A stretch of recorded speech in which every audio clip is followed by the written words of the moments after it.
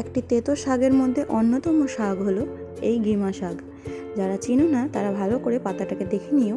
এটা হচ্ছে গিমা শাক, যেটা আমাদের বাগানে আশপাশে হয়ে থাকে। তো প্রথমে গিমা শাকটাকে ছাড়িয়ে ভালো করে ধুয়ে নিয়েছি, আর নিয়ে নিয়েছি আলুটাকে ছোট ছোট কিউব আকারে কেটে নিয়েছি। আজকে গিমা শাক দিয়ে আলু ভাজা করব, তাই জন্য কড়াইয়ে সর্ষের তেল গরম করে তাতে কাঁচা লঙ্কা ফোড়ন দিয়ে দিয়েছি কালো জিরা, আর দিয়ে দিব যে কেটে রাখা আলুগুলোকে ধুয়ে নিয়েছিলাম, সেই আলুগুলো অ্যাড করে তাতে লবণ হলুদ দিয়ে ভালো করে আলুটাকে লাল হওয়া পর্যন্ত ভাজা করে নিতে হবে।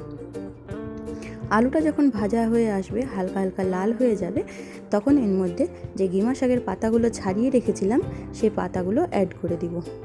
এখানে ডাঁটগুলো দিতে হবে না, শুধুমাত্র পাতাগুলো এইভাবে ছাড়িয়ে ভালো করে ধুয়ে সেই পাতাগুলো অ্যাড করতে হবে।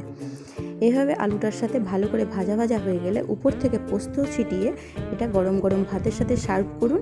খেতে খুব সুন্দর হয়। যারা তেতো খেতে পছন্দ করেন তাদের তো কোনো অসুবিধাই নেই। তো একবার অবশ্যই রান্না করে দেখবেন, আর ভিডিওটা ভালো লাগলে অবশ্যই like and subscribe and share করে দেবেন। টাটা।